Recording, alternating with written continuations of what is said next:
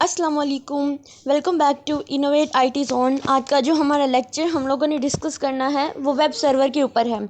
सबसे पहले तो हम लोग देख लेते हैं कि हमारे पास वेब सर्वर जो है वो होता क्या है।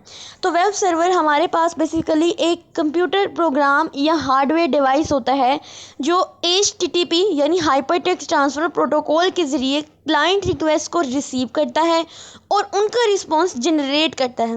वेब सर्वर का अहम काम जो है वो यही होता है कि वेब पेजेस और जितने भी अदर वेब कंटेंट होते हैं उनको सर्व करना क्लाइंट्स को, जैसा कि वेब ब्राउज़र्स होते हैं, ठीक है, उनको, और इंटरनेट के ऊपर या लोकल नेटवर्क पर। अब वेब सर्वर जो है ये क्या है, ये एक स्पेसिफिक टाइप का सर्वर होता है जो वेब होस्टिंग और वेब कंटेंट मैनेजमेंट के लिए यूज़ होता है। जब आप भी किसी वेबसाइट को एक्सेस करते हैं अपनी वेब ब्राउज़र में, आपका ब्राउज़र एक रिक्वेस्ट जनरेट करता है वेब सर्वर की तरफ, जिससे सर्वर उस रिक्वेस्ट को रिस्पॉन्स भेजता है, ठीक है। यानी जब हम कोई चीज़ अपने वेब ब्राउज़र में टाइप करते हैं तो सर्च करते हैं तो क्या होता है कि हम क्लाइंट है तो हम क्या कर रहे होते हैं बेसिकली कि बैक एंड पे सर्वर को एक रिक्वेस्ट भेज रहे होते हैं और सर्वर क्या करता है फिर उस क्लाइंट को एक्सेप्ट करता है और फिर उसका रिस्पॉन्स जो होता है वो हमारा भेजता है हमारे क्लाइंट को। रिस्पॉन्स में वेब पेज का HTML code, image, CSS files और अदर रिसोर्सेज जो है वो हो सकते हैं जो वेब ब्राउज़र जो होता है आपको डिस्प्ले कराता है, ठीक है। अब हमारे पास कुछ वेब सर्वर जो है वो काम कैसे करता है, हाउ वेब सर्वर वर्क। तो सबसे पहले आप लोगों ने इसके प्रोसेस देख लेना है, ठीक है। काम करने का बेसिक प्रोसेस क्या होता है उसके कुछ इंपॉर्टेंट पॉइंट्स याद रख लेते हैं। सबसे पहला आता है रिक्वेस्ट हैंडलिंग, फिर आता है राउटिंग एंड प्रोसेसिंग, उसके बाद आता है कंटेंट रिट्राइवल, नेक्स्ट हमारे पास है रिस्पॉन्स जनरेशन, ठीक है, फिर ट्रांसमिशन होती है और फिर क्लाइंट जो है वो रेंडरिंग होती है। और आई थिंक हम लोगों ने इससे पहले वाला जो था वो इंट्रोडक्शन टू वेब टेक्नोलॉजी, उसके अंदर भी हम लोगों ने इसको रीड आउट किया था, वही पॉइंट आप लोगों ने यहाँ पर भी लिखने हैं। तो सबसे पहले वेब सर्वर काम कैसे करते हैं, इसका पहला पॉइंट था रिक्वेस्ट हैंडलिंग।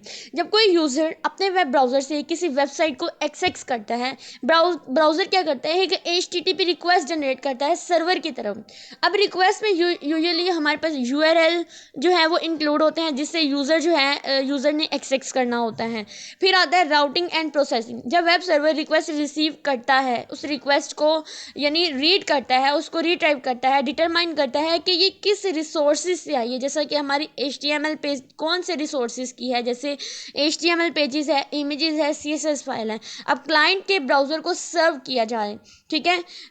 इसके लिए वेब सर्वर जो है URL और रिक्वेस्ट हेडर को एनालाइज करता है। हमारी रिक्वेस्ट का हेडर क्या होता है उस चीज़ को एनालाइज करता है। फिर आता है कंटेंट रिट्राइवल। अगर रिक्वेस्ट में स्पेसिफिक रिसोर्सेज का लोकेशन या कोई पाथ इंक्लूड है तो वेब सर्वर उस रिसोर्सेज को रिट्राइव करता है अपने फाइल सिस्टम के या डेटाबेस से, ठीक है। यानी वो देखता है कि जो रिक्वेस्ट आई है, जो हमने उसको कॉन्टेक्ट देना है, क्या वो हमने डायनामिक कॉन्टेक्ट देना है, कॉन्टेक्ट देना है, या हम लोगों ने स्टैटिक देना है, ठीक है। अगर तो वो स्टैटिक है तो क्या होगा कि वो अपनी simple file requested file system में से ही उसको जो है वो क्लाइंट को डाटा प्रोवाइड कर देगा। लेकिन अगर वो डायनामिकली है तो वो क्या करेगा कि इसको डेटाबेस में से जो है वो रिट्राइव करेगा। अब यही प्रोसेस होता है फाइल पाथ को मैपिंग करके, ताकि सर्वर करेक्ट रिसोर्सेज को फेच कर सके। उसके बाद हम लोग डिस्कस करेंगे रिस्पॉन्स जनरेशन। जब रिसोर्सेज रिट्राइव हो जाते हैं तो वेब सर्वर उस रिसोर्सेज के कॉरेस्पॉन्डिंग HTTP रिस्पॉन्स को जनरेट करता है।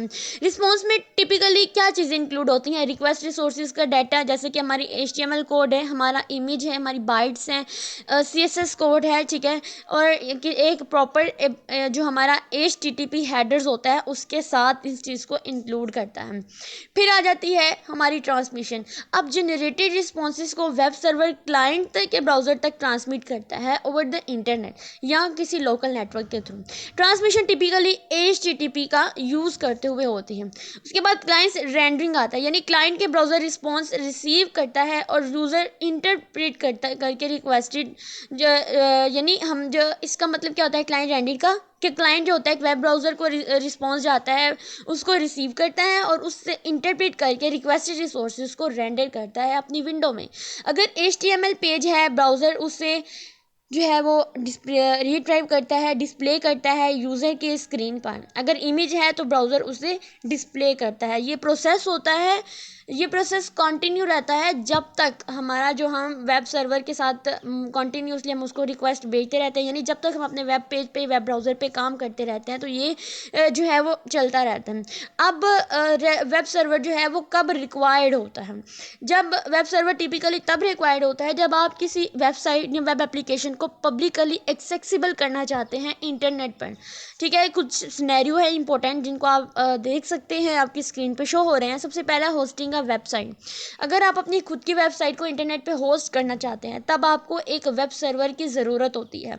वेब सर्वर आपकी वेबसाइट की फाइल्स को स्टोर करते हैं और उन्हें यूज़र के ब्राउज़र तक डिलीवर करते हैं जब वो वेबसाइट एक्सेस करते हैं। ठीक है, फॉर एग्जांपल अगर मैंने एक इनोवेट आईटी जोन के नाम से एक वेबसाइट बनाई है तो मैं क्या करूँगी कि मुझे उसको होस्ट करना है इंटरनेट पे ताकि हर कोई मेरे पब्लिकली उस चीज़ को एक्सेस कर सके।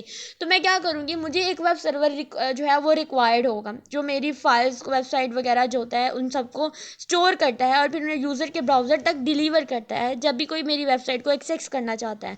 तो इसके लिए कुछ इंपॉर्टेंट है हमारे पास वेब सर्वर है, वो कौन कौन से हैं इसको हम नेक्स्ट डिस्कस करेंगे। अब वेब एप्लीकेशन डिप्लॉयमेंट है, जब आप कोई वेब एप्लीकेशन डेवलप करते हैं जैसे कि ई कॉमर्स प्लेटफॉर्म है, कंटेंट मैनेजमेंट सिस्टम है या कोई ऑनलाइन सर्विसेज है, तब भी आपको एक वेब सर्वर की ज़रूरत होती है। वेब सर्वर आपकी एप्लीकेशन के बैकएंड कोड को होस्ट करते हैं और यूज़र की रिक्वेस्ट को प्रोसेस करके एक अप्रोप्रिएट रिस्पॉन्सेज जनरेट करता है। फिर नेक्स्ट हम बात करेंगे फाइल होस्टिंग एंड शेयरिंग की। अब कुछ केसेस में आप वेब सर्वर का इस्तेमाल फाइल की होस्ट और शेयर करने के लिए भी कर सकते हैं। इसमें आप फाइल को वेब सर्वर पर अपलोड कर सकते हैं और उनका यूआरएल्स को शेयर करके उन्हें एक्सेस करने की परमिशन दे सकते हैं। फिर आ जाता है एपीआई होस्टिंग, जो कि बहुत important and I think mostly ये क्वेश्चन पूछा जाता है। अगर आप कोई एप्लीकेशन प्रोग्राम इंटरफेस डेवलप करते हैं यानी एपीआई डेवलप करते हैं जो दूसरी एप्लीकेशन से कम्युनिकेशन के लिए यूज़ होती है, तब भी आपको एक वेब सर्वर की ज़रूरत होती है। वेब सर्वर आपकी एपीआई एंड पॉइंट को होस्ट करता है और दूसरी एप्लीकेशन की रिक्वेस्ट को हैंडल करता है। ओवरऑल अगर बात करें तो वेब सर्वर का इस्तेमाल किसी भी सिनेरियो में होता है जहां पर वेब कंटेंट को सर्व करना या वेब एप्लीकेशन को होस्ट करना रिक्वायर्ड होता है इंटरनेट पर।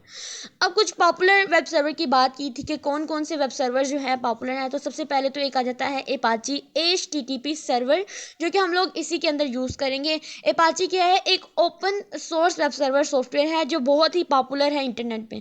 ये लिनक्स, यूनिक्स, विंडोज़ और मैकोस पर रन कर सकता है। एपाची का यूज़ मिलियंस ऑफ वेबसाइट और वेब एप्लीकेशंस के लिए किया जाता है। ठीक है, उसके बाद हमारे पास कुछ माइक्रोसॉफ्ट IIS है यानी माइक्रोसॉफ्ट इंटरनेट इंफॉर्मेशन सर्विसेज हैं, और इसके अलावा यानी जिसमें हम लोग .NET फ्रेमवर्क का यूज़ करते हैं। ठीक है, माइक्रोसॉफ्ट टेक्नोलॉजीज़ के साथ जो है इस फ्रेमवर्क का यूज़ किया जाता है। उसके बाद लाइट स्पीड वेब सर्वर है, उसके बाद कैडी है। ठीक है, डिफरेंट किस्म के वेब सर्वर हैं जो हमारी वेब ब्राउजिंग को होस्टिंग करने के लिए यूज़ किए जाते हैं। तो बेसिकली ये था हमारा वेब सर्वर का पूरा कंटेंट था। आप लोगों को होप सो बहुत अच्छी समझ आई होगी। अगर फिर भी इससे रिलेटेड कोई भी क्वेश्चन हो देन आप लोग मुझसे पूछ सकते हैं, और अगर वीडियो अच्छी लगी हो तो इसको लाइक करें, सब्सक्राइब करें चैनल को, और ज़्यादा से ज़्यादा अपने फैलोज़ के साथ इसको शेयर करें।